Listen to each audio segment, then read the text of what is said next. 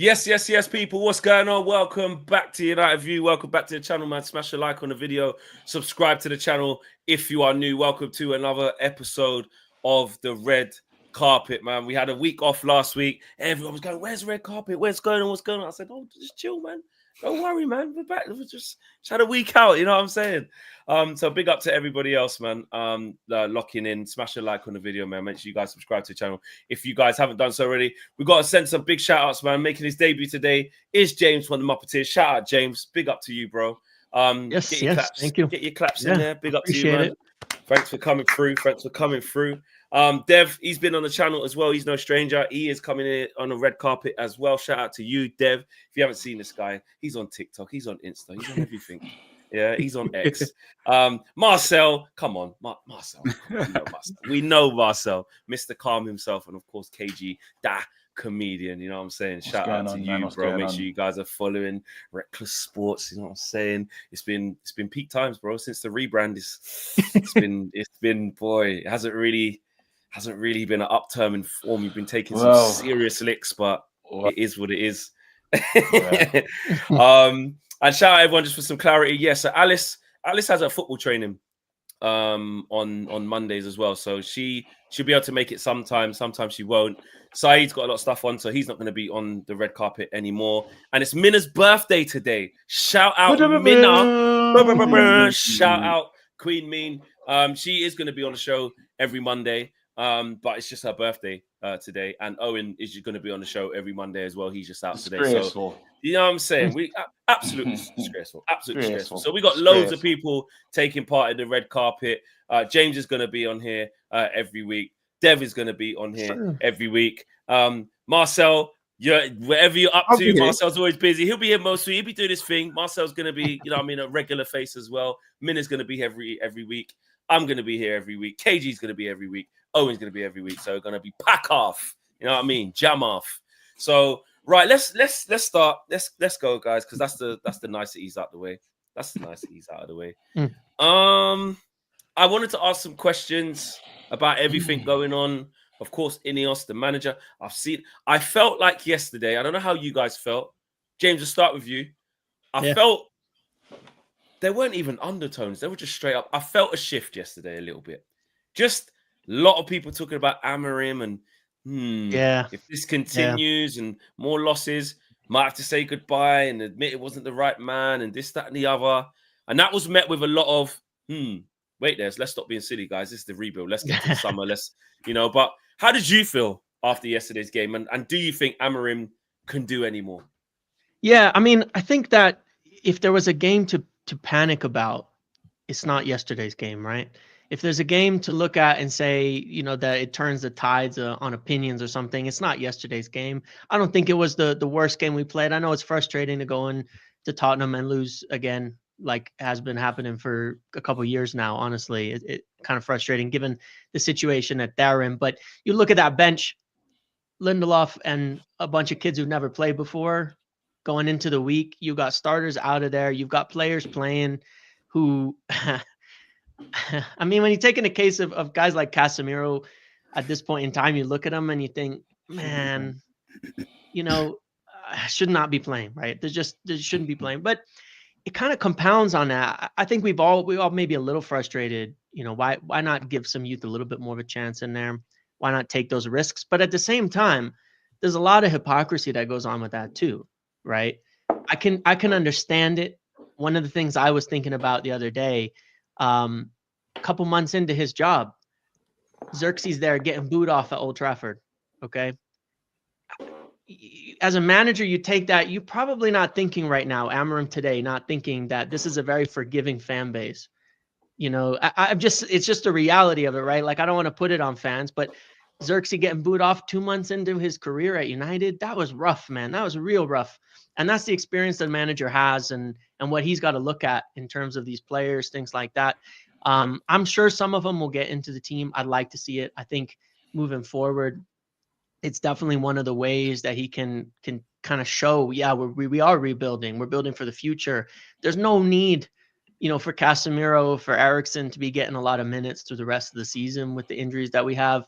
Give it to some of the young players and get it going. But I'm surprised at how quickly it shifts on the manager front. I mean, I had some pretty unpopular opinions at the end of last season for talking about Ten Hag after 2 years that he should go in the fan base. I think it was swung the other way, but that was 2 years. And last season, believe it or not, I still think, I mean, we got bailed out a lot, a lot. That was a bad season. No mistake about it. I mean, we were bad last year. I think we're bad this year too. But honestly, it's been coming since the League Cup Yeah. final in Ten Hag's first season. Have we put 3 good games together? You know, I don't think. No, I don't even think we've got like back to back No, in the league. nope. It's crazy. I mean, Marcel, listen, Marcel, you are the king of patience.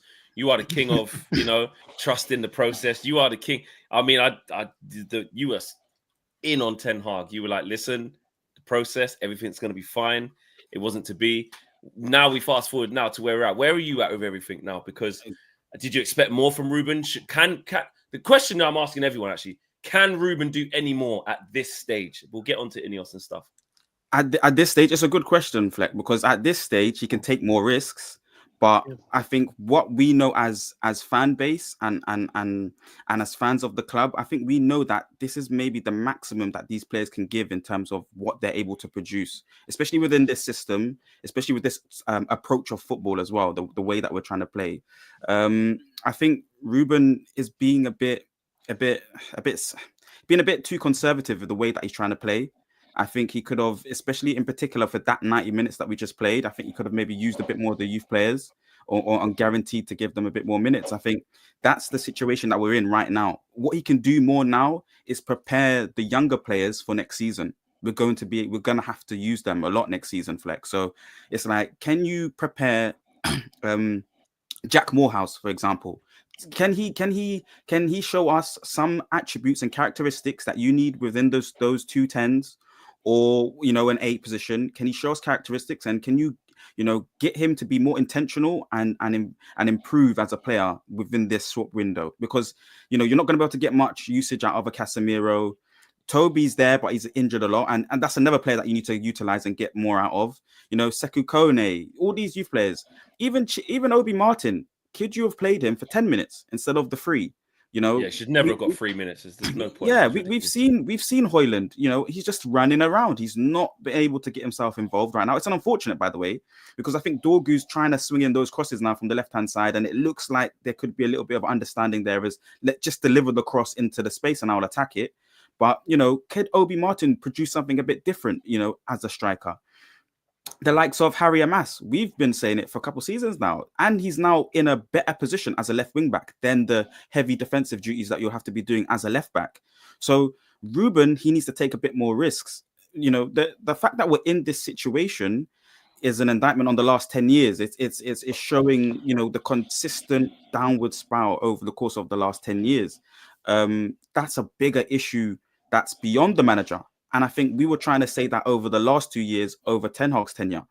It's been hard for me to come out and really speak because already we're gunning ho for the manager, and I've been trying to just get out of the toxicity of the club against managers. You just go straight into the next one. You just jump straight into the next batch of toxicity or uncertainty about the manager. Like, we need patience now. We need it. It's a different system. And it's a group of players that we as fans know that they're not going to win the Premier League. They're not good enough to win the Premier League. We've been watching them for at least a good 3 of them for 3 years or so. Or for some of them, it's like what James just said. He just came through the door and we're calling for his head. He just came through the doors, actually.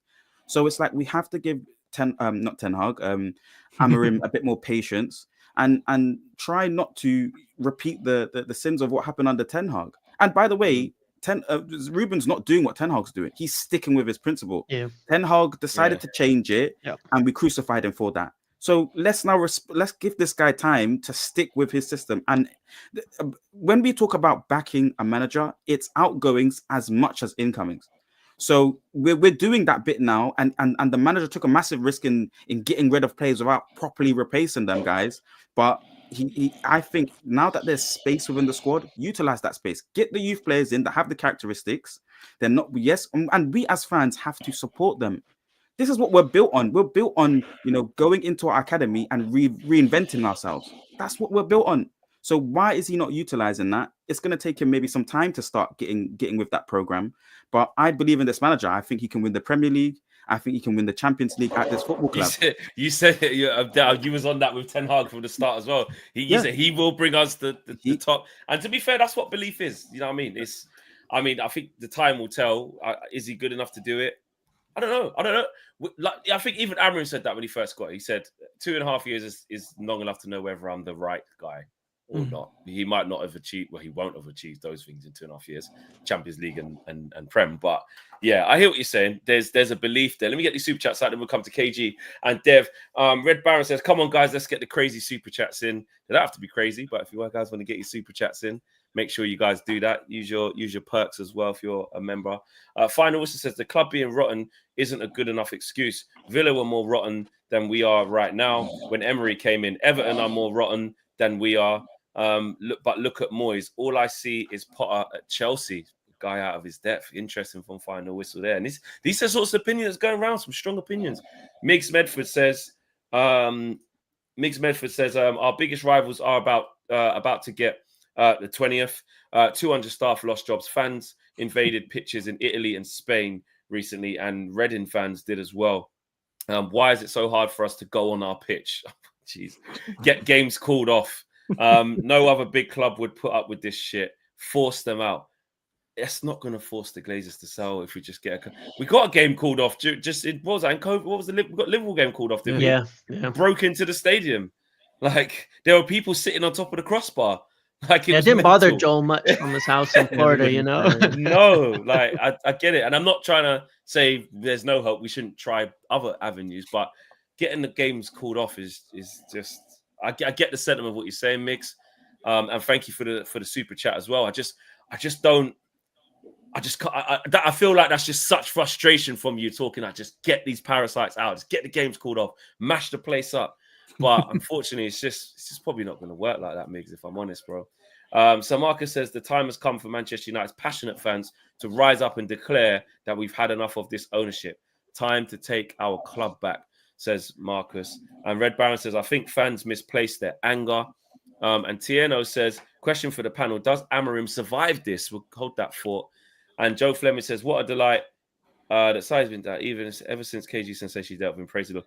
Listen, Saeed has decided that he's got other stuff going on. It's not no beef and everyone's got the conspiracies and all of that stuff. You know what I mean? Shout out Saeed TV, shout out everyone doing their thing.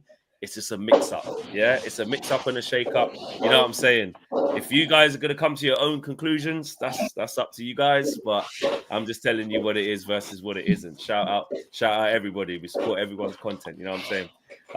Ayo says, what's that noise? Is that you, KG? There's something going on in there. No. What is it? Is that? Yeah, it was that move. Yeah, it was whatever that was. Oh, it's a chair. It's a rickety chair still. Sorry. This mic is good, man. boy. This mic's good. Keep Hold on, still, I might man. wait. Hey, can you still hear it? Is it gone? Keep it there. Up there's too loud. Down, This yeah. mic is. There you go, man. You got the new stuff. Well, Wait, hold on. Let me put the mic there. What about now? Yeah, good. Is that good? Yeah, you don't need it like right up there. Perfect. It's fine. It was picking up every breath he was taking. We could just hear it. Good mic. Oh wow, my bad. 60 EPL appearances for Garnacho in the past 2 years and 10 goals. Such a selfish player. Get the cash from Chelsea, 60 million and 25 for Sancho. We can rebuild. KG, over to you. What are we saying? Amorim, can you do more? I've got a lot of thoughts, man. I think, And other stuff. We're just. And Dev, feel free to come in on this as well, by the way, after this. I think we're idiots. Honestly, like I think there's so many different levels of foolishness that we've seen in the last, like from the top to bottom. I'll start with the board and stuff. You've got a manager that's come in and he's protecting his employers, really. No manager in his right mind, unless he's on some level of substance, would get rid of 2 attacking players and not bring anyone else in. The club knew that he was having issues with Rashford from the beginning of time, and the club should have done something. That's why they was looking at Tel. That's why I was looking at, there was names. Remember when we spoke about, what's the player at Aston Villa? That there was kind of Bailey as well. There was backup options. There was a couple players that were apparently looking at. If you can see where the situation is heading, How do you not plan for that? He's not getting back in. The relationship has broken down to a point. Rashford's done a little meeting, he's given an exclusive, said he wants to leave the club. We should have started working from that moment to find somebody. We at least understood when Ronaldo goes, was it Weghorst that came in after Ronaldo? That's not a like for like, but they knew they needed a body. Even those idiots that were running things before realized, hey, we're going to need somebody. But what pisses me off right now is how everyone's acted post Rashford's leaving. Now, all of a sudden, you've got these media guys saying, got rid of Rashford. You could see how important he could have been for us. Wait a minute. You lot were just saying, I saw people in the overlap saying, I told Rashford to leave a long time ago. Now, all of a sudden, Ruben should have weren't people. It's Rooney who said that, bro. Rooney, but Rooney's not the only dissenting voice. Yeah. There's been many dissenting voices. When Rashford wasn't playing or wasn't training hard, everyone had this feeling. Now, all of a sudden, everyone's just decided to change with the wind and act as if they never felt this way about Rashford, and they haven't been feeling this way about Rashford for a long time. When that report came out, what Andy Mitten said, every manager struggled with him. Well, you want to keep him in here? Why? And then if he plays Rashford, it shows he's weak. Now, all of a sudden, he should have played him because we really needed him. Well, which one is it, guys? Because I don't understand where we're going with this. Then let's go on to another player. Let's go on to Anthony. Well, Anthony's doing well right now, and it looks crazy. It does look crazy. Done a backflip, mate. Done a backflip. Guess what? Need him to do even better because I need the money. I need Rashford to go crazy, score a lot of goals. We need the money. So these players on this level, yes, it is crazy. They're not at the club anymore, and it's this, that, and the other. But we can't now conflate and say, well, it now goes and shows Amorim's lack of man management. Then you have another situation. They said, Amorim, come now to this club. It's now or never. Well, where's the signings? Because you can't tell me. I watched how Pep acted when he didn't have Rodri. You're now at a club. We had a bench of kids I didn't recognize. That's the truth of it. Unless you really watch under 21s, under 18s, then you could say, I've seen these players for years. I'm not going to tell you I'm an avid under 21s, under 18. I've seen clips. I don't know these guys. You can't tell me that is what Man United should be fielding. And then guess what we're going to do? We're going to go back in time and we're going to get out the manager. But still, those pricks upstairs, we have the people that are leading the line right now is Garnacho, Rasmus Højlund, and Xerxes. Our hopes are pinned on, obviously, Garnacho should have scored that goal. Our hopes are pinned on him. Is that right at this club? This mighty club of before, we're looking at those kids and 18-year-olds on the bench. And then after, Ruben should have put the youngsters in. I've done a show saying, hey, was it time for youngsters? Everyone said, no, guys, it's not fair to bring youngsters into a losing game. So why do you want to see Chido earlier? If we're trying to protect the kids and stuff and they don't need to be too toxic, well, why are we going to bring them into that field? It doesn't make sense. We do the double speech, and guess who doesn't get to double speak? Ruben Amorim. Ruben Amorim doesn't get to, go back and say, it just is what it is. He has to live and die by his decisions. They brought him in, they haven't backed him, and now everyone wants to tune out. I don't think it's bad to say give Chido more time on the pitch. Well, we're already losing, and Rasmus not really doing anything. Flex, we spoke about that. You said it's not fair. We spoke about that on the red carpet. You and Owen were telling me he's in the squad. He's trained with the team all week, and he's in the squad. You may as well roll the dice. Playing the kids. Bro, I'm an advocate. KG, why is it wrong though? Why is it wrong? Like, can we start a new conversation on it, on the mind frame of that? Because of the predicament that we're in, we need boys to become men now. Like the situation we're in now, we need someone to step up. And I'm an advocate for playing the kids, by the way. Yeah. So I want to let you know, I'm an advocate for playing the kids, but the Man United fan base, because we do this thing, right, where we get these, just imagine now with Garnacho, yeah? And everyone will say, I'm a Garnacho defender. Well, it is what it is, yeah? With Garnacho, we have an expectation because he's played all these games. Well, Garnacho should never have played all these games for Man United. Exactly. But guess what? Now he has to save us. Do you know how embarrassing that is? That we're looking to that kid to say, well, get us in this game. These big players that are on big wages have failed here. And we're saying, you saved the day. How has it come to this point where we take our eyes off what's really important? Upstairs, they've done a madness, and we're so far behind. We're far behind on the pitch, far behind in facilities, far behind in everything, and we keep resetting the clock at this point, but we don't get to the rule. You know when you say cause and effect, the cause is them pricks upstairs. And now we're looking at the effect of Amorim saying, well, why are you losing? Amorim was doing well, and he will leave here, and everyone will say, oh, Man United ruined another manager. The same way we're doing Moisey prop now, all of a sudden, Moisey's the greatest thing since sliced bread, and Man United got it wrong there. Did we? Did we really? No, we didn't. You lot keep taking your eye off the main prize. And Amorim was doing well. He came here, hasn't lost games, and now his system shit, it can't work anymore, and year nines will play better. Well, listen, Gary Neville, what the hell was you doing when your man was spending all the money at this club? No one called him out, bro. It was just cool. It's a job for the boys. But now you got something to say in this guy's first week. Piss off. Not having Do you know what it is, KG? Like, I feel everything that everyone's been saying here is kind of what I thought would happen when Amorim came in. I think I said on the last red carpet I was on, but the expectations of people wanting a rebuild or wanting this new face to come in versus the reality of, minus all the shiny bits, what you actually had to deal with in order to get there. I don't think people actually understood what that meant. So because when Ten Hag left, I remember every single person wanted a young and progressive coach. Calm, you got that. I remember them saying they wanted a sporting directorship that at least knew financially what they were doing and had a different profile of player. Calm, you got that. You wanted someone who had their own system and would stick with it and wouldn't flip-flop in order to maintain some kind of security and power in the dressing room. Calm, you got that. But now we've had all of that come in at the same time under the goldfish bowl pressure of being Manchester United, where fans and pressure from the media and everyone won't allow normal growth to happen. So all of these comments that can say, you know, Aston Villa did this, Everton did that.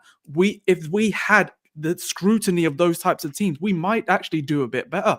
And also, I think what's really beginning to like annoy me when people talk about like either INEOS or about the manager, whatever, we are pound for pound the worst run football club in the entire world in terms of money brought in, money spent, and dividends let out. Well, I say dividend. I didn't mean to say dividends because that's Glazers, but you know what I mean in terms of what we're actually getting out of the football club. Yeah, exactly. Yeah. So what I'm saying is like all of this has happened all at the same time, and Ruben Amorim, I'm glad that he is living by the sword, and if he has to die by the sword, whatever. But the fact that he has said it is my way or the highway, it's the one thing every single fan cumulatively can come and say, no matter who the manager was, that's what we needed, because that's what set us on a good path before. That's the kind of mentality Man United need. That's the kind of standards we need and everything like that.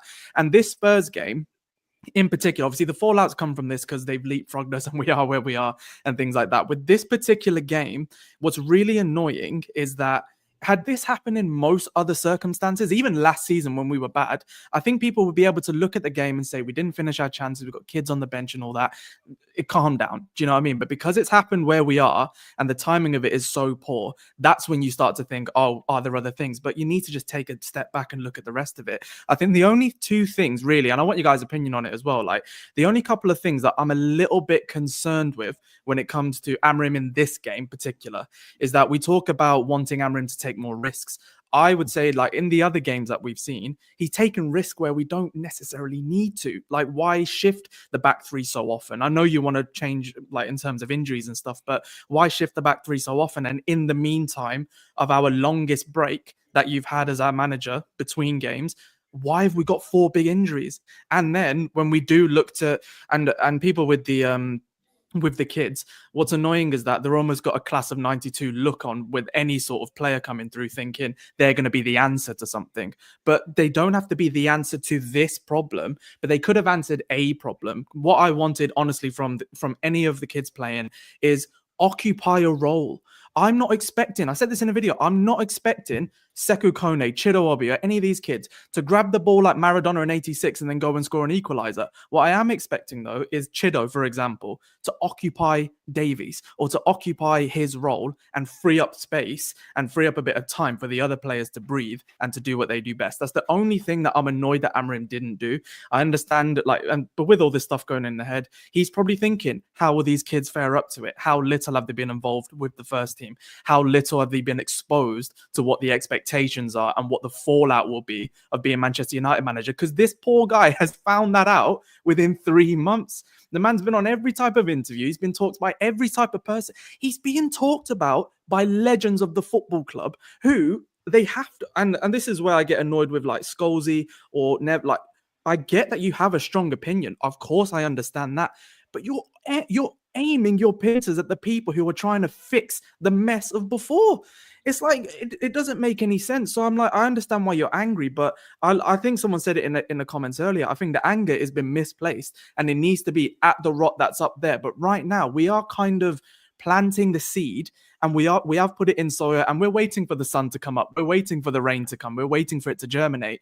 But us all, like any fans sitting here and screaming at it, isn't going to make it grow any better. I heard that quote somewhere. It was brilliant. I can't remember where, but that's the only way I can think of looking at it. There's so much rot that's persisted from it. We should go to the root cause of that and not the ones trying to fix it now. There's a lot of super chats I'm going to get back into in a second. Everyone's making like a lot of good points here. We've got over 1,600 people watching. We've got 232 likes. So I will say this, guys, it's a big show already.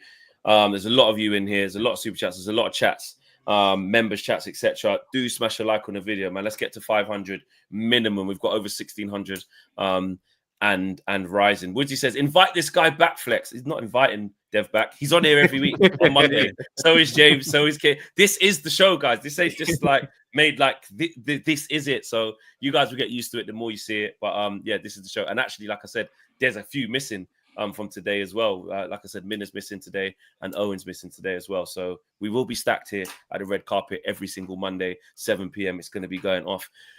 Guys, right. I'm going to look. So everything we've just said, I agree with all of the stuff off the pitch, all of the chaos that Ruben's walked into. It's all there for us to see. But in terms of with this squad, with these players, we've seen enough examples. Have we seen enough examples of some managers making do with temporary tools until they get what they want? We've seen Arteta do that early on. Yeah. We've seen it. Arteta played a back five and until he got the players that he wanted. Then they teased the back four, took a couple of beatings, went back to a back five, worked with what he got until he was able to get his players in. This is Amorim season 1, halfway through. So, of course, it's going to be a mess. We've seen other managers go into clubs where it's turmoil. Of course, not the same expectation, not the same size of club, but just the manager with the group of 24 and get the tune. Are we saying, and this is the question I'm posing, are we saying that, like we said, the players are just so bad? The players are so bad, it doesn't matter how you set them up. And he shouldn't change a damn thing until we get to the summer because we're going to weed these out? Or are we saying he's learning, he can still change things, he might get to change things? And also, when we get to the summer, we are not, I'm telling you lot now, we all know this, we're not naive. We're not going to sell 11 starters and sign 11 starters. So all of these players that we're saying, they just need to go, they just need to do this, they just need to do that. At some point, Ruben Amorim is going to have to improve some of the players we have, which hasn't happened yet. That's his plan, though. That's his plan. You know what Ruben's done? What Ruben's done wrong, Flex, yeah, is finally yesterday he was playing the ball into the channels for Rasmus Højlund. I don't understand why it took this long for him to realize. Not saying that Ruben hasn't made any mistakes. Rasmus can't play that game of Nane hitting the long one, him building up play from there. We tried to play to some of Rasmus' strengths. We actually played to Xerxes' strengths. Actually, was started to shine a light in that moment. And I don't know what Bruno was doing in that game. There was the stinkers. But then it's again, you talk about, I've heard the line about the leopards don't change their spots and this, that, and the other. All of a sudden, where's that talk gone? Because that's what it was before. When it was the friend and no one liked these players, it was easy to blame the players. All of a sudden, these are world-class players that you should get a tuner from. Well, guess what? I saw Casemiro running in quicksand. How are you gonna? I saw Bruno have the stinkiest game I've ever seen him have in a red shirt. Go ahead. Oh, Sugar, is he all right? Is everyone else moving? And it's just Flex that's He's stuck. got frozen. Yeah, he's frozen on Flex, there. Flex, frozen. He'll get back in. He'll get back in. I just think sometimes it's one of those things that he's there's a job that Ruben has to do 100%. He doesn't get a free pass, but we see where we are this season, and this season is looking like it is what it is. But then a preseason, we have to let this. It's a hard reset, and it's uncomfortable, and we have to deal with the banter. But that's just where it is. If we want to reset the clock again, so be it. But then, so who next? What do you lot want to do next? If you're saying, okay, he's another shit manager, bring someone else in with no funds, no money, and tell me what you're gonna get. Because I promise you're gonna get the same thing. Because everyone said, get rid of Ten Hag, and it's gonna get better. It's got worse. So what about all the scholars that told us this was the best thing to do, and now's the time, and we're running out of time? It happens every time. Everyone's behind Yeah. one thing, and then it goes wrong, Yeah. and then the revisionism gets in. Or I told you it was always going to go this shit. James, what say you on this one? Well, look, the thing is, I think as well, when you're talking about other managers and clubs, there's a different job description. You know, David Moyes not hired by Everton mid-season to lay down a foundation for a 5-year rebuild of a club. You know, he's there to keep them from relegation. Ruben Amorim wasn't brought in to say, "Hey, don't get relegated. That's your job." Although that's what his mission has now turned into. Yeah, right, isn't it? Right. But should it change, right? His job description hasn't changed just because we're shit. You know, he was here to say, look, for the first time, which was alluded to and said by others, he hasn't abandoned his principles. He hasn't dropped them and said, let's go back, deep blocks, hit on the counter. That's how we can use Højlund best. That's how we can use Garnacho best. Let's drop that line deep. Maguire's slow. Let's just keep dropping deeper. Let's hit him on the run. We'll score some goals. We won't get relegated. But then what's the point? What are we doing? Where are we going with this, right? And I think the thing with the squad and all of that, you know, when I went through kind of the numbers of this, it's unbelievable. And I was just talking about this on the live. It's not even about like needing to replace 11 starters with 11 starters, right? 55% of United's wages aren't on the pitch ever. They don't even play. 55% of the wages, 100 million a year in wages. That's a bigger wage budget, by the way, than about 12 other teams. They don't even make it on the pitch. There are other clubs on loan: Sancho, Rashford, Antony, Malacia. They haven't played or they've been injured. Eriksen, Lindelof, Evans, Heaton, Mount, Shaw, or they come on like Casemiro, who's younger than me, and I swear I can outrun him. And I am not in shape. That's not acceptable. That is not acceptable, right? That's 55% of the club, of the team. So it's like, it's not about replacing those guys with starters, right? It's about, with that money, can you get players who add something to the table, who bring something to the squad, who provide some kind of help, who provide some kind of support to Amorim, who fit the system, who can do something. So when you have an injury, you don't have to play 11 players and that's it. And this guy doesn't fit, and this guy doesn't fit in the job, and this guy doesn't work. You can bring someone on who can do a job, who isn't there yet. You know, a guy like Dorgu, you bring him in, he's on 40,000 a week. You can buy 6 Dorgus for the cost of Casemiro. Would we be better? Absolutely, we'd be better. You had 6 players like that in the team. Are they elite Champions League level players ready to win titles and all that? Absolutely not. Doesn't matter. You still be a hell of a lot better, but that's how bad it is. You look at teams like smaller clubs that are doing a bit better. Look at Nottingham Forest, where they're at, but they have a huge squad of players who contribute something to the team at all times. And that's what we do not have. We have literally less than half the club even contribute at all on the pitch. And it's an impossible job in that instance. You cannot do better. Honestly, we're where we deserve to be in the table. That's the thing people got to accept. We are where we deserve to be. We are what, I think we've all fooled ourselves so many times thinking we're almost there. Well, so our players aren't. Make a few changes. So this squad's, because then the pushback to that, James, and others like jump in on this. Yeah. Like the Marcel's pushback to on. that. Yeah, Marcel, come in on this.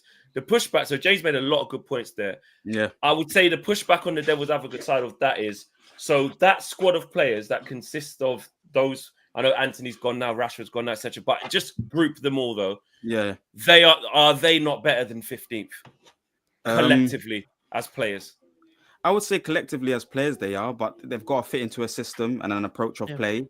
And I think when we place the demands, especially when just going back to Ten Hag, the demands that Ten Hag placed on the players, they couldn't adhere to, and they couldn't reach that top layer and enact, the style of play to a top level, especially when you compare them to the competition within which the league that they're playing in, because other teams are a bit further in their process, or they're able to enact their style a lot better and to a better quality level. And we're seeing the exact same things with Ruben. I remember him saying that in one presser that, the moment you move, take a player out, the way that my formation kind of enacts itself is a little bit different because the profile is gone. And that's an important point. It's all about player profiles with a game. You can have, the most creative styles that you want in the world. For me, Ten Hag's one was a very high risk and suffocating style of football because he wanted so many players in the opposition's half and keep the ball there. But we just don't have robust enough players, players with enough energy to go and to cover all the spaces, players that are able to negotiate space well, to know, okay, yeah, I can take the risk here and there's enough space and there's players covering me, just don't have those kind of creative players to think like that. So these players have, after time, Fleck and everyone else have shown us that they're not, at least top 10 or so, and it's been like that for almost a long period of time, especially when we demand them to play in only the opposition's half. They're at least 20, they're 18th place in the league when we're thinking on that kind of mind of thought. But when they're told to, we should have got Diego Simeone then, KG. The next manager should be Simeone, KG. A man that just says every single player stay within our 25-yard box. And when we get... They'll say it's not the Man United way. They'll say it's not the Man United way, though. That's what happens. Every time we need someone does something different. Yeah, exactly. But then now we're trying something new and everyone's ready to throw the towel in already. We are trying something new. We played a 4-3-3 for years. Have we seen dividends? Have we seen anything from that 4-3-3? No. Absolutely not. We scumbag games. I said it to you before. I've said to you, how good are we? And then I said, are we better than Brentford? I remember that long conversation with arguing. I said, well, we're not. We're not better than all the teams that we got. But individually, but with the players that we do have, it's not. No, it's not, because it's not. No, because as a team, we're not. No, we're not, because our right now our strike force we've got our goal difference is similar. We've had the same goal difference for years. We're conceding the most corners. We're not good. This is the thing. So guess what? Right, when we talk about the hard reset and really we're going through the dark. This is dark times at Man United. Can we sustain and go for it? And guess what? Everyone has to just accept, hey guys, this is the situation we find ourselves in now. It is going to take time for him to adapt the philosophy, because we was a counter-attacking side for a very long time. We're not a possession side, and we have to learn it. Unfortunately, it sucks that we're getting through that now, but this is what all of these things is happening this season without finances, without the quick fix. And so what do you lot want? And guess what? We can rip it up again. Let's keep ripping it up, but we will never get to phase 2, phase 3 in terms of just this team. We'll never get there if we keep doing this. But if you lot say, go ahead. Yeah, go on. If you lot say, go on. No, if you lot say, the funny thing, if you lot say, look, get rid of this manager because he's a bum, and then the next one comes in, we know we're going to be here again, and then we're going to see Amorim somewhere else doing well, and everyone's going to say, look, that's another manager. And you say the same thing. You said this, but as I remember, as Ten Hag was on his way out the door, KG said on many videos, all right, listen, when this new guy gets here, I don't want to hear no form of he's not the this and he's not the that. And we're seeing that in month 3. And so I see your frustration. Do you know what's the most jarring thing though? Like it's with Ten Hag, like we had a system that was still had a large element of individual brilliance within it, and you still needed that. And you can say you didn't recruit that level of brilliance, so you couldn't get the best out of Ten Hag. Do you know what's jarring about Amorim is like you see his system when it works. And my God, it is one of the nicest looking systems, the most fluid looking systems, similar to Inzaghi in terms of what they are out of possession, what they are in possession. It's really nice to watch. The thing is, though, right now, you would say that some of the key cogs in his system, either they're out injured or they're not performing, or they're out of the club, or we don't even have one. So all this stuff about, INEOS, backing the wrong guy and the wrong finances and stuff. What I will say is that we have brought in a different profile of player since INEOS have come in. It's the only thing that is, well, it's not the only thing really, because they've made some structural changes and investment and all the things the Glazers didn't do. I'm not saying they're perfect. Of course they're not, but they've come into an impossible situation are trying to make it possible. So they've gained some respect for that from me anyway. But what is weird is that we've got players who individually, they are capable of doing a lot better than what they are now. But at the same time, you've got the lack of confidence, you've got all the eyes on you, you've got relegation staring you in your back mirror, and you're thinking all of these different things kind of come to play. But I do think INEOS have, at least, they've been structuring deals better. The finances are getting better. They're starting to remedy the sins of the past that they didn't even get involved with. And Amorim is kind of having to do the same thing from a player's point of view. And some of the good players we got are having to do the exact same thing in a dressing room that isn't even fit for purpose. So the problem that we've got is that, among many, obviously, is that the key cogs within the system are breaking down, or they've broken down. And I think with the acquisition of Dorgu and even Aiden Heaven or even Chido Obi or some of these young guys or some of the younger profiles that are fitting towards him specifically, it does make me think. And you made a really good point earlier, mate, when you said, you know, Casemiro's on 375k a week. So actually you could get like, what's that? Like how many Dorgus? Like 7 or 8 or 9? Yeah. So, and genuinely, if you were to say to me, 9 Dorgus or that type of player in terms of they're a bit raw, they need coaching, but they're going to fill a spot and they're going to fill a gap. Give me that over any Casemiro and give me that over any big name or any big ego, because I would rather this next window where PSR is extending, so we're going to have to be even. We're still going to have to be frugal, still going to have to be considered, but you still don't know what's going to happen, so none of us do. Last season, I thought we had a better window than probably the past decade in terms of profile, spending, net spend. So I think we're going to replicate at least that. I think that will enter phase 2. But also, just give me players who I've never heard of, but who the managers and the coaches have said we can work with them. If I've never heard of them and we don't have a nice highlight reel, we don't have 5 times Champions League winners on the book, I do not care. Bring in players that suit this manager, that suit the cogs in the system, and let it work. Well, this brings us into the next bit, and I'm going to get these super chats out now, and then we'll move on to talking about INEOS, because I mean you made some points there, Dev, about what they have done and some of the positives they've done. And James, I know you got some big points on INEOS as well. We're going to get into the big topics. This is what we're here for. The key thing that changes to change the Man United, after speaking all about Amorim and all about these players and how crap it is, basically it doesn't matter what we've seen. It don't matter who the manager is. It doesn't matter. So the institution is the biggest single fundamental thing that has to change right from the top, and that's what INEOS have been brought into.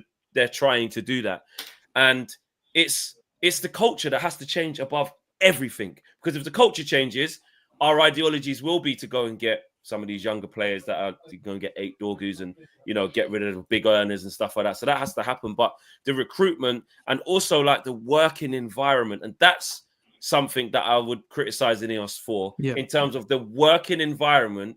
I did a really good piece today with Kieran Maguire, and he was talking about like the working environment of like people are now like scared. Like if they're in their office and INEOS walk in, everyone gets scared. Everyone doesn't know what's going on. He was like, if there's like staff travel and stuff, people are like, are these conversations being recorded? Like what INEOS have created now, I'm not saying that's happening, but INEOS have now created with the like mad cuts where you're going, well, financially, how much does that actually shave off of the savings that need to be made versus the things that they've done wrong, getting rid of Eric Ten Hag, wrongly investing in Eric Ten Hag, getting rid of Dan Ashworth. They're far more costly than getting rid of the coaches who do the school developments, and there's a couple of coaches who go out into the community, or a couple of the catering staff, or a couple of the admin staff, and that's what we're gonna get into now.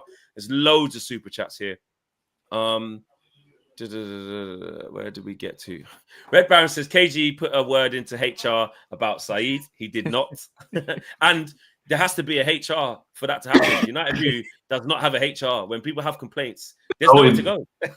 Owen. Go to Owen. And Owen goes, well, and then just does the pot. Exactly. So there is no real HR. Like Mike says, Muppeteers. James, why do you defend everything INEOS do? Well, hold that thought there. Hold that thought. I don't know if it's everything. Red Baron says we can't even afford another manager. That's another thing. That's if you wanted to sack Amorim tomorrow, you wouldn't even be able to, INEOS. Music to my ears. 100%. Killer Casanova says our poor recruiting has disabled us from kicking the can down the road. We've replaced the old guard of players with players who are significantly worse, and that's exactly it. When people say get rid of the old players, it's the same old players It's not the same old players, mate. Last time I checked, Open heart Eric Ten surgery Hag has spent, happened. yeah, We've done Eric it Ten wrong. Hag spent Yeah. 700 mil, mate, and now we're looking at that batch going, they all need to go. So we've spent it wrong again.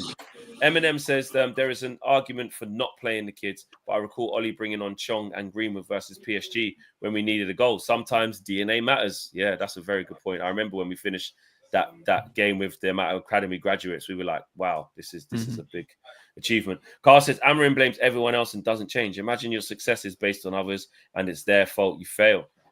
He's an incel. Wow. He doesn't blame anyone else. I know it definitely does do that. Yeah, I Mick disagree. says fans banned close stands equals lost revenue for the leeches. Where would black people be if they were afraid to try bring about change back in the day? I ask again, what other big clubs do in our position, i.e. be stronger, be more powerful, is what Mick is saying. And K Flo says, I said this over and over. As soon as the window closes, fan focus on the coach and lose sight of what goes on. Context be damned. No one wants to hear it. And Jamerican says, and we wanted better football too. Don't forget it. And Sub N says, facts, in the last few years, there was no rebuild. And this is what rebuild looks like. Eric Ten Hag fanboys, don't forget Tottenham at Old Trafford. We lost 3-0. Yeah. And that should have been 8 or 9.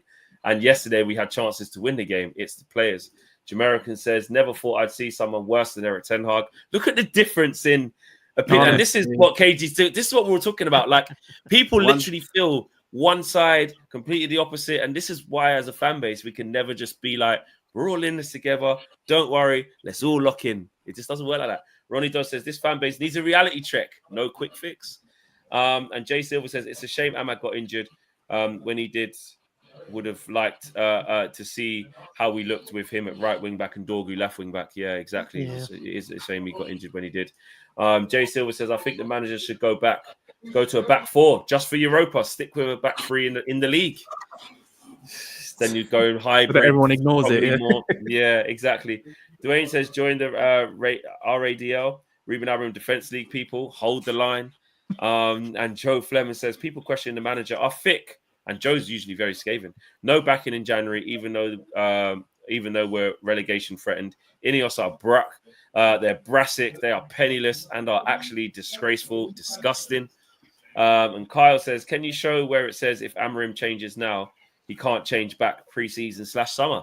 A lot of people have said that. It's not mutually exclusive. If you tweak a few things now, change formation, you can go back. But some people say that's detrimental. KG, one for you. English Talent says, same delusional KG that backed Eric Ten Hag is now back in Amorim. That's the biggest red flag. KG once called out Ollie for being 15th for 1 week, by the way, not 2 months. And Super Arch says, can we recruit like the small clubs without overpaying? And English Talent says, Inzaghi plays a midfield 3, not 2 like Amorim in the EPL. And Sulai says, scared little boys. Amorim is average, period. And Preem says, hi Flex, it's me again. Hope your pronunciation is good. I think I said it right today. Preem, I think. Well, I was saying premier, but I'm going to go Preem. And TV Frill says, bring in Eddie Howe. This Amorim experiment is Frill, chill, bro. This Amorim experiment is cooked. He's a one-hit wonder. And David says, hurts watching we lose to Spurs with INEOS sponsoring their stadium bench. Yeah, mad. If they wanted to get money in United, they could have done the same. INEOS scares me. Let's talk INEOS. James, somebody earlier just then said, why do you defend everything INEOS do? First of all, do you defend everything INEOS do? And enlighten us to how you think INEOS have done so far, and are they contributing to the mess? And we'll go around the room. Yeah. No, I mean, it's real funny, right? How the swings and roundabouts of these things, because in May, I was saying, they planned the whole year to sack Ten Hag, and they completely bottled it. Now, whether they should or they shouldn't have,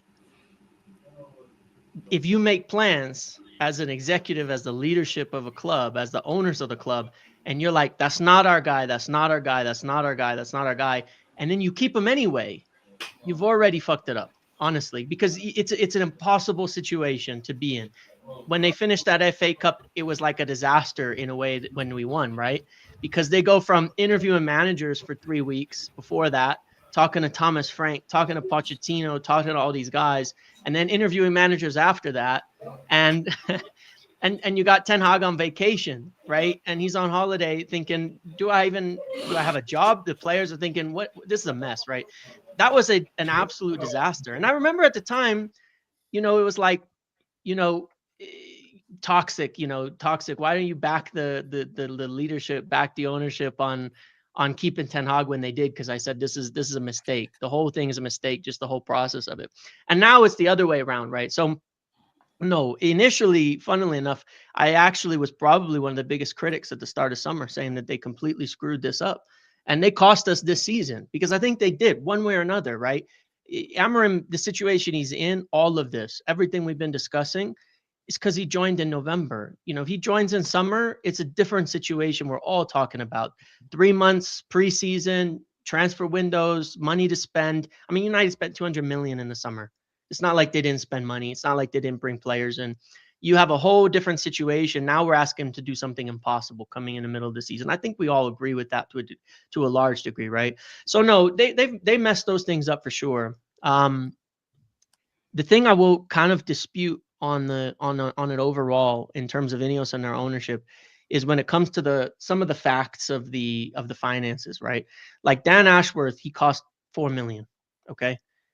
He cost 4 million to bring in, and I remember at the time how it was reported how United got this great deal.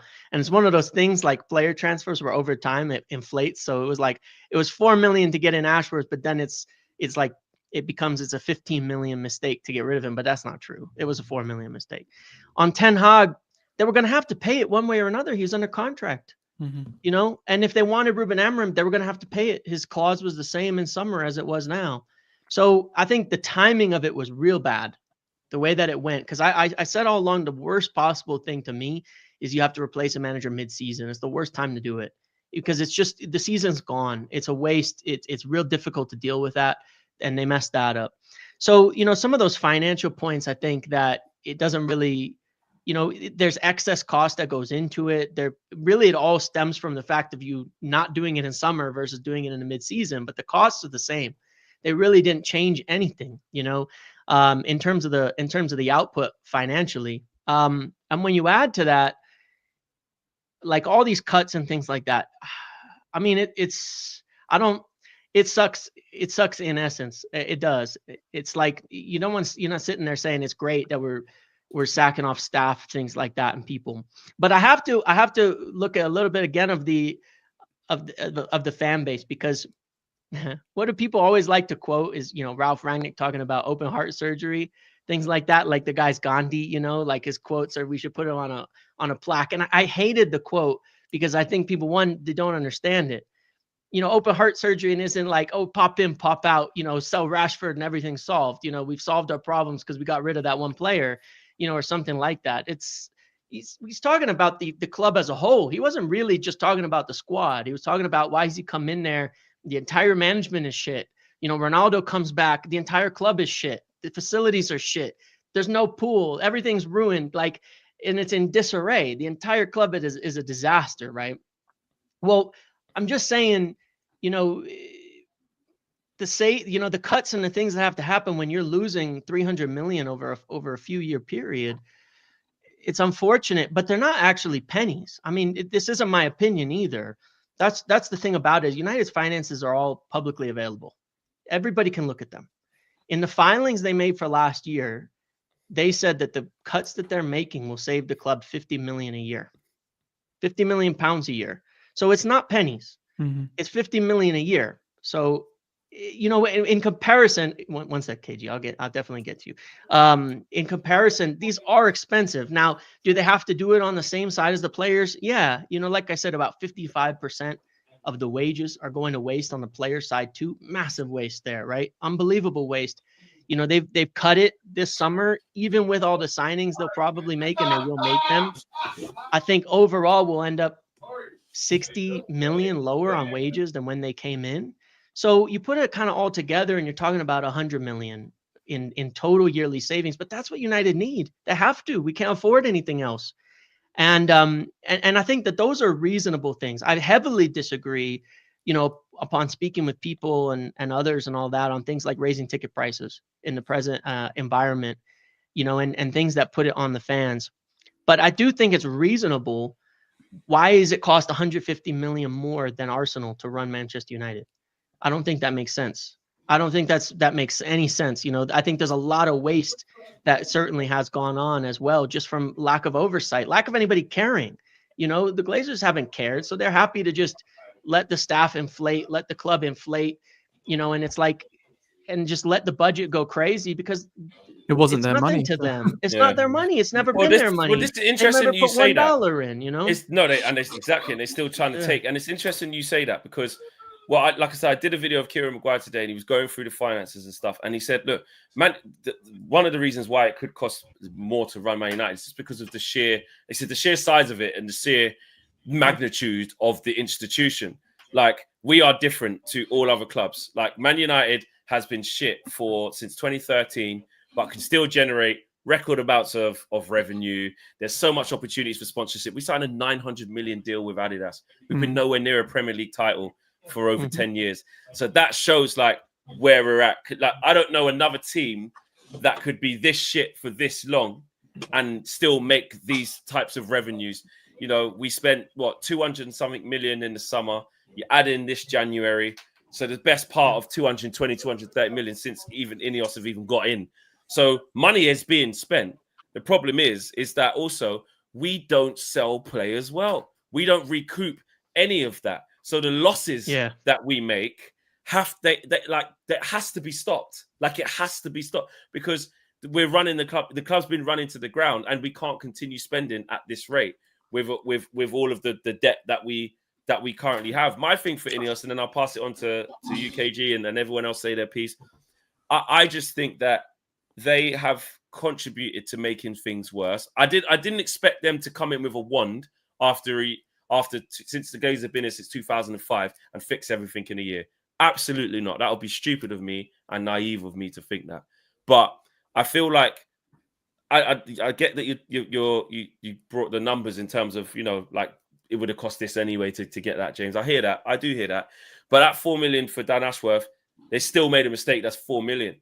They still, do you know what I mean? Having to bring Ruben Amorim, like you said, in the middle of the season into chaos like this. Yeah, they could have done that earlier. And definitely the they're making. And the only thing on that I gotta say is everybody's got to be able to make mistakes. I mean, Man City paid 100 million for Jack Grealish. What the fuck for, right? Yeah. But they can make mistakes, because they're not losing so much money. Who gets it right? I mean, Madrid, 100 million for Eden Hazard. That's 25 Ashworths right there. What did that do for them at the end of the day? Exactly. But ours is continuous though, like over a massive spell. So like you said, it's not just one big miss. Yeah, but it's not their spell, innit? Like, it's not their spell. It's like the spell. No, it's happened. It's happened all before they've got here. So I get that, and I just think the thing for me, the communication as well of how the way that they've done these things, the way that they've cut stuff. But I'm not going to take up too much of the space. KG, come through. What you wanted to say something, bro? Then everyone else come ship in. Yeah, this will be my last thing before I have to get out of here. But I will say this: INEOS are not serious. I'll be honest and say that. I think how they've managed this, they should have, like, when you look back and you say, on the revisionism thing, they should have just said, you stay in post until the end of the season and we find a new manager, because they knew they could. I honestly thought they was going to give the manager something in January more than Dorgu, and they didn't. If they knew that was the situation, and you've already spoken to him, you know what he needs, you know the formation, you know the system he plays, and you knew that he was unwilling. You heard him say, how he's interviewing now is how he's interviewing then. He said, I'm not going to change this. I'm not. With all the scholars and the great people in football that spoke to him, you could easily hear, this is not a malleable manager. He's telling you, I am me, and I'm happy to die on this sword. There's no way you go for an interview and miss that. But you decided to carry on anyway. You guys can't be shocked unless you were saying, I'm willing to go through this moment. If they sacked this manager, I would already know the worst type of owners we could have ever found. That's what we'll say to me. If they get rid of this manager now, I'll say, you guys are clowns. I'll be really worried. Are you with me? Now, the flip side of it is, well, how did we get here? Well, we get here because we're going to chop and change, but we're not chop and changing for a certain type of manager. Every manager we brought in has been different and wants to clear out the last players that the other manager bought. And then the old ones just stay here on the books again and again and again.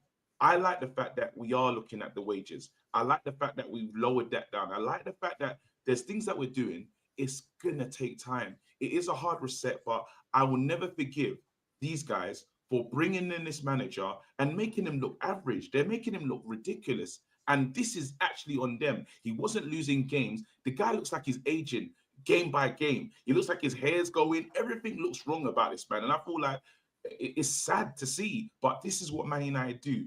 And as soon as he leaves, he'll have a breath of fresh air. Like Ashley Young, like Sanchez, all the players that have left this club go on and achieve. And now you have to ask yourself, well, what's wrong with this club? Because it seems like there's something here fundamentally wrong that we have to fix. And it's going to take time. So you lot buckle up, deal with the banter. It is what it is. We're in this period now. Hard reset time. Can you manage it? I'm here to manage it. I don't want any pussy-os telling me, just say the damn words. Because you said that before, and now you lot want to say the words again. Nope, not interested. Yeah, well, especially after. Look, they can't sack him. You know, No. and that I would 100% agree with you, because if the second they sacked him, everything I just said is false. You know what I'm saying? KG's got to go, guys. Yeah, big up to you, See you later, KG. bro. Big up, bro. Yeah, we have gone over slightly, guys. We're gonna round up very shortly. Yeah, what were you saying there, bro? And then we'll bring in Marcel and Dev. What were you saying there, James? Yeah, I was just saying that I actually agree with KG on that point. The thing is, I think they knew, and he knew. You know, he started January. He said we don't have the money to buy players. It's not a surprise to him. You know what I'm saying? Like, he did know that.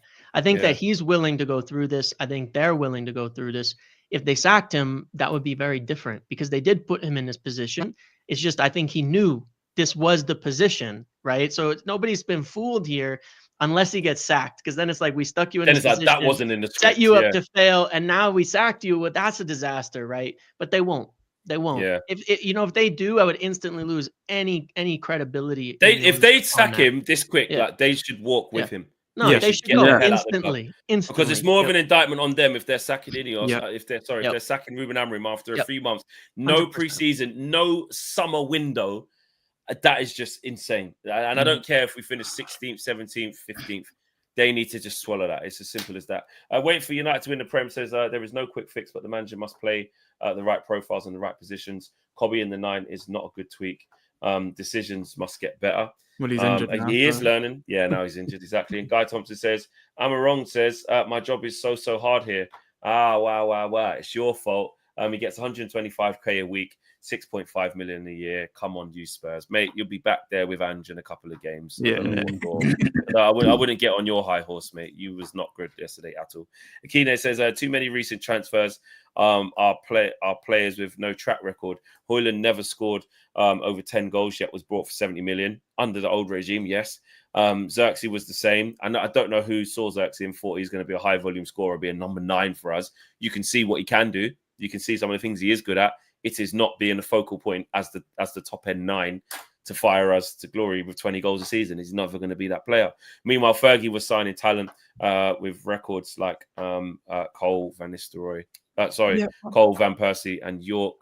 It also had Vidic and like Ji-sung Park and all these other, and Solskjaer. Like, and it was in a time when he's winning and we're the best team in the league, and he's like, picking from within the league, and we have the most money at that time. And Joe Fleming says the Glazers are the devil, but INEOS are doing the devil's work. That's a strong one. Even when it was the Glazers on their own, they bought players in. INEOS are giving us 0.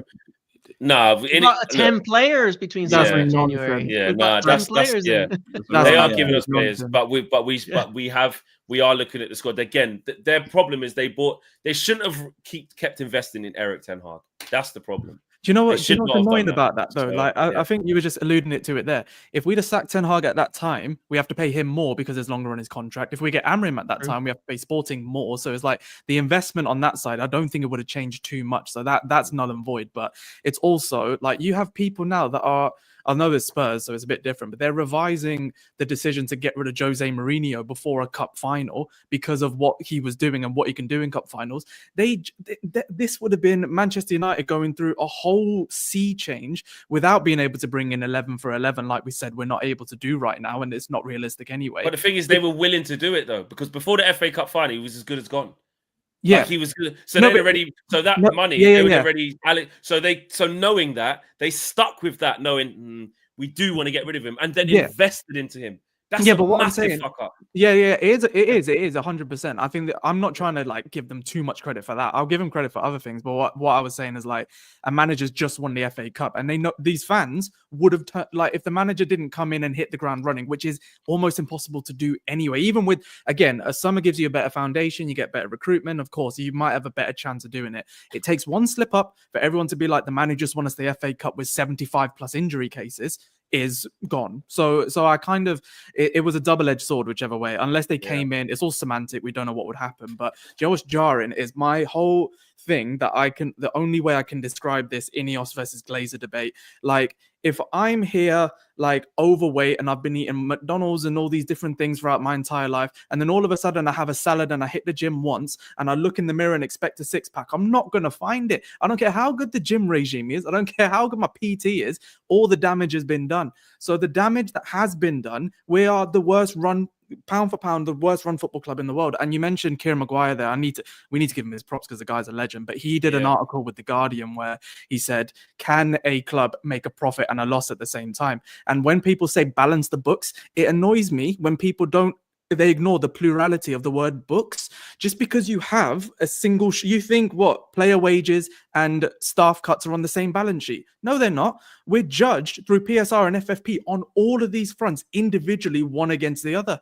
So they're having to make these cuts. And like you say, the frivolous spending and the yes men that are up there, not understanding how football finance works, probably not really how finance is working, then we've been left in this whole situation now. So I agree. In terms of going on the offensive with Ten Hag, totally understand. It was bad, but also they kind of left them with more malleable subjects than any other previous recruitment that we've done. Ugate's malleable, Xerxes kind of malleable. Hoyland, you could say it is what it is, but like Mazraoui is very versatile. Delict and like so, and at least Yoro they're playing, you know. and, but like they're Yoro as well. They are contributing. They are And they're doing, and like themselves, I can't say that like Xerxes is difficult and he's in a tough situation, but themselves, I can't see them having an individual bad season. So it's like INEOS, if you're blaming INEOS for that problem, it's just nuts. And I get why people are annoyed PR wise, but also you have to remember, anyone breathes wrong at United. If our medical team have asthma, you're going to find out about it. Fabrizio Romano will tell you that what is going on at Man United because of all the inside source and all the nonsense that's there. So all this stuff goes on at other clubs. Cuts are being made at other. I went on LinkedIn this morning and saw that there were cuts being made to a Premier League club. I'm not going to say who it was, but it's like, well, that's not being reported, is it? So I think everyone just needs to calm down with that. And really, the way I look at INEOS is, did you do your business better this year? Did you at least get some money off the books? Did you inject money in? You've injected hundreds of millions of pounds, probably at the limit of what you're enabled to because of PSR and FFP, that no Qatari who couldn't even show you any proof of funds was going to do. So let's just all calm down and say, okay, they've done what they can do in the circumstances, an untenable situation. Moving forward, you have to back him. But in the January, I agree, we should have had more targets. We definitely should have recruited someone and get a body in. I can't dispute that because I was shocked when they didn't bring anyone in either. But when I then hear Tell cost like 5 or 10 million euros to bring someone in. Yeah, just for a few months. It's like, and you're not able to do, you physically can't. And he's there drawing blanks now for Spurs against us as well. He was bad against us. He does that for Manchester United. Oh my God, the fallout from that is ridiculous. So everyone just calm down. Yeah. I think we are going down the right path, but it's just a long, long journey to get there. We knew that. We did. We've got to the end of the show. Marcel, just before we leave though, because just to get your say on INEOS, last thing. I mean, just quickly for you, bro. What are you saying? Are you calm about it? Do you think they've made mistakes? Do you think they're making things worse? Do you think they've contributed to the mess? Do you think people are overreacting? I mean, the timing of the sacking is obviously, detrimental to the progress of this season. I think that's clear as day. I think what they're trying to do in terms of the cuts, I think is necessary evil. We've got that debt hanging over us till kingdom come. So one day this was going to happen, this kind of situation where we have to tighten up the belt. But in terms of what Ruben can do right now to save this season as best as possible, it's play the youth players. We've seen too much of these first team players not being able to enact what needs to be done. Play the youth players. Try and find me 2 of them that are capable of being added to the squad regularly next season. There's 5 or so that I can name right now that should be getting 20 minutes at a time every single football match until the end of the season. And 2 of them will come up as regular, competent players, like how Toby is. And now we consider Toby as a first team player. He can create 2 more of those. Harry Amas, Chide, Harry Amas, Morehouse, Sekou Kone, Harry Amas. There's 2 players there that you can regularly get 30 minutes of football every single game week right now, and prepare them mentally for next season. That's because Ruben's been telling us he wants us to be very intentional. That he's told the fans and the players that and people at Carrington, all they need to do now is think about the next training session. That's how much crisis we're in. Humans have to be so intentional in everything that they're doing, following the instructions of the style of play, running the club in the right way. That's how you change the culture. Intentional behaviors that shift the mind frame. So take some risks, Ruben. Take some risks, play some players, and keep trying to play the attack approach. But yeah. No, I hear you. Listen, guys, big show, big red carpet, big opinion, big comments. That is what the red carpet is. That's why we roll it out every Monday at 7 p.m. Shout out to James from the Muppeteers. Shout out Dev. Everyone's stuff will be in the links in the video description below to go and follow all the necessary channels and social media. Shout out Marcel. You guys all know where he is as well. And again, that will be in the video description below. Minna will be back next week. Owen back next week. KG obviously will be on here as well. So full house, man. Every Mondays, this is a place to be. Thanks for getting involved. Thanks for all your comments. Thanks for all the love. And we keep moving. Big up to each and every single one of you. See you on next week's show, Monday. Tuesday, of course, tomorrow we've got Flex and KG show 7 p.m. And Wednesday is going to be the new slot for the full view as well. Slightly different cast to today. Exactly. Marcel, yeah, exactly. That's for you, so Wednesday, Kenny will be back in there as well. Shout out all the other people that were new on the full view as well, haven't been on this show, but they are in the full views. You will see those guys as well. So that's every Wednesday at 7 p.m. So Monday, Tuesday, Wednesday, you are getting a hell of a lot of stuff here on the channel. And if you haven't done so already, like I said during this show, I have done a video with Kieran Maguire earlier today, just going through that financial side, dispelling some of the myths, looking at what INEOS are doing and aren't doing. And like we've been saying here, the real criminals here are the Glazers. Let's not lose sight of that. INEOS are playing their part, in my opinion. I don't think they're doing good enough. I've said that many times. However, the real criminals are the Glazers. Big up the panel, says Jay as well. Yeah, massive panel. We are out of here, guys. Take care. Peace.